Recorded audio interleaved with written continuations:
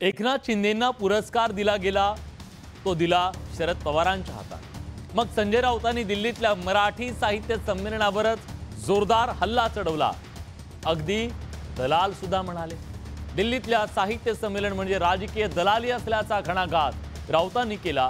त्यामुळे राऊतांच्या या जहरी टीकेनं साहित्य संमेलनावरून राजकारण सुरू झालं नसतं तरच नवल। शिंदेंना पुरस्कार, संमेलनावर वाद। साहित्य संमेलन राजकीय दलाली। ते साहित्य संमेलन नसून ती राजकीय दलाली आहे, ती राजकीय दलाली आहे। साहित्यिकांचा देखील अपमान केलाय दलाल म्हणून। राऊतांचा दिल्लीच्या संमेलनावर जोरदार घणाघात। कोणाचे कसे सत्कार करतायत राजकीय लोकांचे, काय आहे यांचा साहित्याशी संबंध काय आहे? संजय राऊतचं करायचं काय? खाली मुंडकं आणि वर पाय।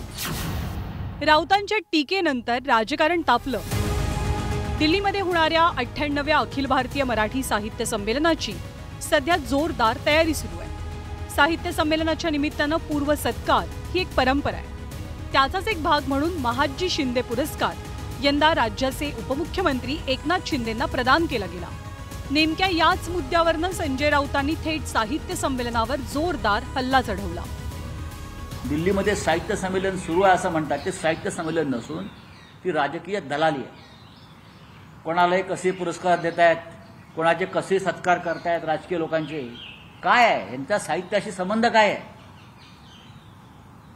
माझा आयोजकांना प्रश्न आहे, तुम्ही दिल्लीमध्ये दलाली करायला आलेला आहात का? काय तुम्ही साहित्याची सेवा करताय? कोण करताय हे संमेलन आयोजित? हा भारतीय जनता पक्षाचा एक उपद्व्याप आहे हा सगळा इथे। संजय राऊतांच्या टीकेनंतर 98व्या अखिल भारतीय साहित्य संमेलनाचे आयोजक असलेल्या सरहद संस्थेच्या संजय नहारांनी स्पष्टीकरणही दिलं। शिंदेंनाच पुरस्कार का दिला गेला याची कारणं सांगण्याचा प्रयत्न नहारांनी केला। स्वतः महाजी शिंदे कवी होते, अभंग लिहायचे, ओव्या लिहायचे। महाराष्ट्राबद्दलची एक प्रतिमा ज्यांनी दिल्लीत येऊन तयार केली, देशभर तयार केली, तर त्यांच्या नावाचा पुरस्कार एकनाथ शिंदेंना देण्यामागे काही कारणं होती। त्यातली मी काल कारण सभेत बोललो की ज्या साताऱ्यातनं ते आले तो सातारा तोच आहे। एकनाथ शिंदेंनी महाराष्ट्र सदन काश्मीरमध्ये बांधण्यासाठी असेल, पंजाबमध्ये बांधण्यासाठी असेल आणि ज्या प्रकारे काही कामं केली, तर आम्हाला असं वाटलं की एकनाथ शिंदेंना पुरस्कार द्यायला पाहिजे। राऊतांनी एकनाथ शिंदेंना दिलेल्या पुरस्कारावरनं थेट साहित्य संमेलनावरती हल्ला चढवल्यानंतर शिवसेनेनं सुद्धा जोरदार पलटवार केलाय। हा साहित्यिकांचा आणि शरद पवारांचा अपमान असल्याचं म्हणत एकनाथ शिंदेंनी राऊतांवर निशाणा साधला। अहो, या संजय राऊतला कधीतरी ते साहित्य संमेलन टळालंय का? हा सामनामध्ये येण्याच्या पूर्वी नागडे उघडे फोटो छापणारा हा पत्रकार हा आता इतरांवर टीका करायला लागलाय। मला वाटतं त्या सर्व मान्यवरांनी सुद्धा याचा निषेध केला पाहिजे, खऱ्या अर्थाने याला जोडे मारले पाहिजे। एक म्हणा ना, संजय राऊतचं करायचं काय?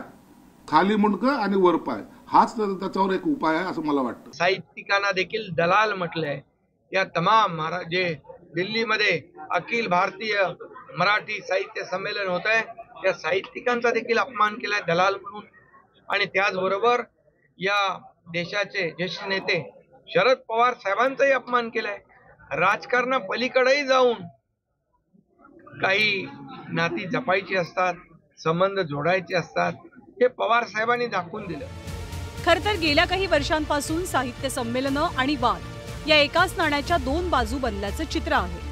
पण अनेकदा हे वाद संमेलनाचे अध्यक्ष किंवा संमेलनातल्या भाषणांवरनं व्हायचं। यंदा मात्र साहित्य संमेलन सुरू होण्यापूर्वीच पुरस्कारावरनं राजकीय वाद सुरू झालाय। त्यामुळे आता प्रत्यक्ष संमेलनावरती या वादाचे काय पडसाद उमटतात हे पाहणंही महत्त्वाचं असेल।